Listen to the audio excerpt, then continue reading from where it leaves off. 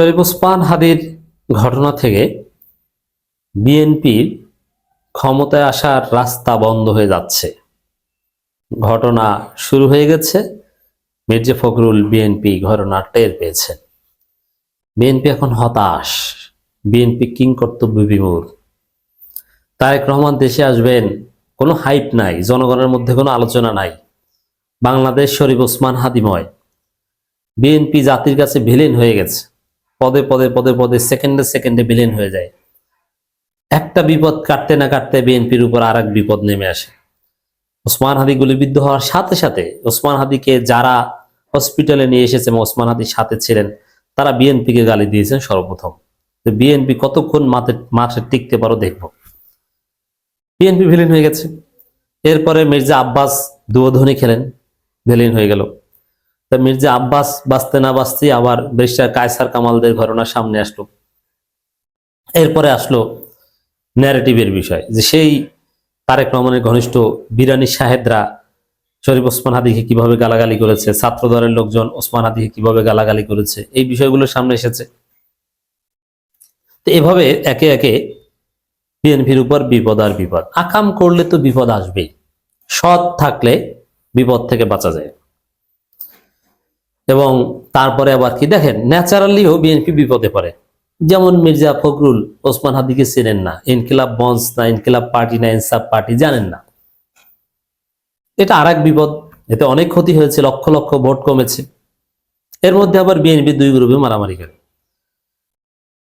এমন হয়েছে যে খালেদা জিয়াও এখন দৃশ্যপটে নাই। খালেদা জিয়া জীবন মৃত্যু সন্ধিক্ষণে, কিন্তু খালেদা জিয়া শারীরিক অবস্থার আপডেট জানালো সেটা জনগণ শুনছে না। জনগণ তাকিয়ে আছে ওসমান হাদির কফিনের দিকে।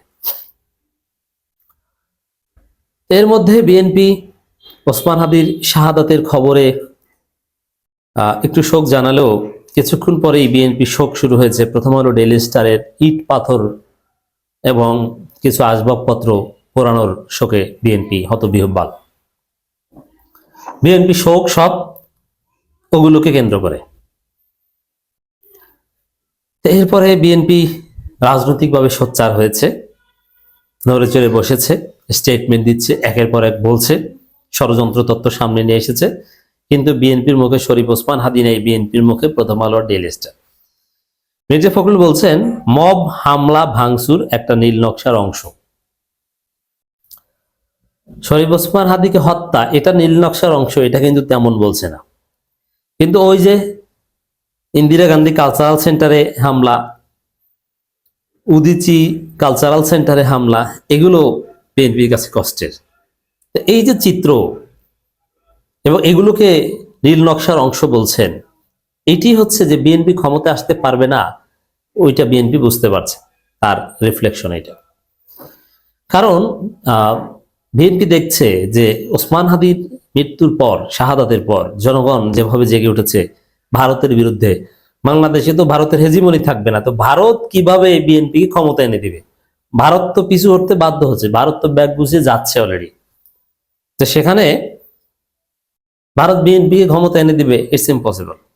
তো এভাবে বিএনপির ক্ষমতা আসার রাস্তা বন্ধ হয়ে যাচ্ছে, বন্ধ হয়ে যাবে, এটা অনিবার্য। দর্শক, ঘটনা কি এখানে সীমাবদ্ধ না? কপাল খারাপ কত প্রকার কি বিএনপি দেখেন। এর মধ্যে আর এক ধরা খেয়েছে যে বিএনপি আসলে চলে ডিজিএফআই এর কথায়। ওই যে তারেক রহমান যে বলেছিল দেশে আসার সিদ্ধান্ত আমার একক এবং অবারিত নয়, এটা আরো অনেকের উপর নির্ভর করে। কার উপর নির্ভর করে? ডিজিএফআই এর উপর নির্ভর করে। এটা ফাঁস হয়েছে। বিএনপির স্থায়ী কমিটি যে ধৈঞ্চা, স্থায়ী কমিটি কিচ্ছু না, বিএনপির সব সিদ্ধান্ত আসে ডিজিএফআই থেকে। আর ডিজিএফআই চলে র এর কথায়, দিল্লির কথায়, সাউথ ব্লকের কথায়। এটা স্পষ্ট হয়ে গেল। কিভাবে স্পষ্ট হয়ে গেল? ওই যে বিএনপির স্থায়ী কমিটির স্টেটমেন্টে ডিজিএফআই এজেন্ট ভুলভাল যে পোস্ট দিয়েছে ওইটা কপি করে বসিয়ে দিয়েছে। ইন্দিরা গান্ধী কালচারাল সেন্টার ভুলে লিখেছে কালচালার, ওই ভুলে বিএনপি স্থায়ী কমিটি ওইটা লিখে দিয়েছে।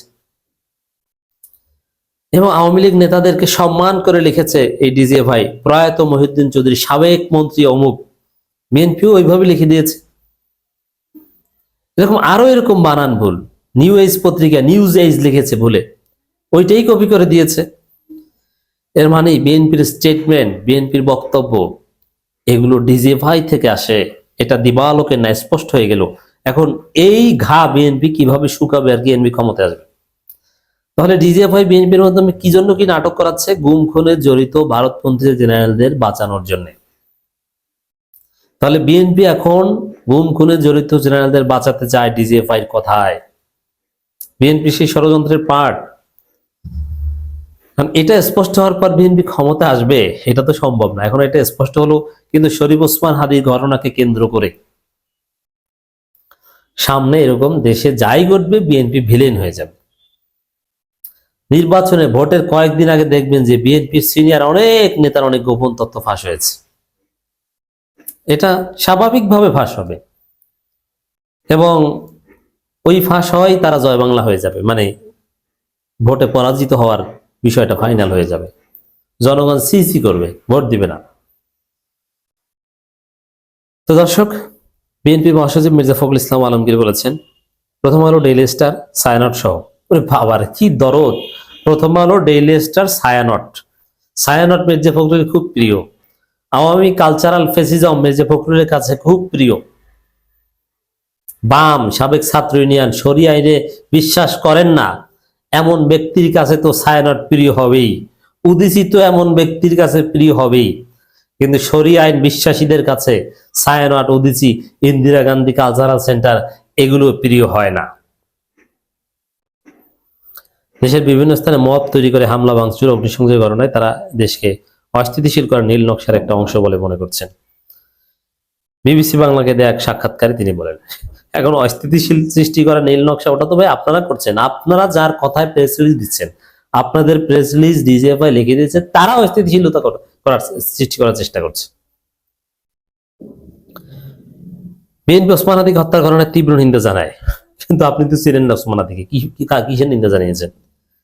এবং আপনার দলের লোকজন তাকে ঘেটু থেকে শুরু করে নানান গুপ্ত শিবিরের বিটিম অনেকভাবে গালাগালি করেছেন, হত্যাযোগ্য করেছেন। এভাবে আপনারা বলছেন গুপ্ত শিবির, আবার আপনারাই স্লোগান দেন একটা একটা শিবির দা ধৈর্যের দিনে ড্যাশ ড্যাশ কর।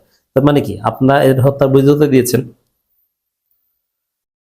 ঘটনাকে কেন্দ্র করে দেশের মব, হামলা, ভাঙচুর এগুলো একটি ব্লু প্রিন্টের অংশ বলে মনে করি। এগুলো কেন বলছে? ওই যে দেখবেন যে বিএনপি ক্ষমতা আসতে পারবে না, তখন বলবে যে এইভাবে ষড়যন্ত্র করে আমাদেরকে ক্ষমতা আসতে দেওয়া হয়নি, একটা এক্সকিউজ তৈরি করছে। এসব কর্মকাণ্ডের মাধ্যমে বাংলাদেশে উগ্রবাদকে প্রতিষ্ঠার চেষ্টা করা হচ্ছে বলে মন্তব্য করেন। আচ্ছা, এগুলো করে কি উগ্রবাদকে প্রতিষ্ঠা করা যায়? না, এগুলোর দায় জামাত সহ থেকে শুরু করে কেউ নেয়নি, সবাই এদের সংসব এড়িয়ে চলেছে, বিশেষ করে উগ্রবাদীদের প্রেজেন্স এড়িয়ে চলেছে। তো এখন এই উগ্রবাদীদের প্রতিষ্ঠা করার চেষ্টা হচ্ছে। এটা দ্বারা আপনি কি বুঝিয়েছেন? যারা শরিয়া আইনে বিশ্বাস করে তাদেরকে বুঝিয়েছেন না মুসলমানদের বুঝিয়েছেন? হোয়াট এভার, মির্জা ফখরুলের বক্তব্য স্পষ্ট হয়ে যাচ্ছে যে শরীফ ওসমান হাদির ঘটনায় বিএনপির ক্ষমতা আসার রাস্তা বন্ধ হয়ে যাচ্ছে।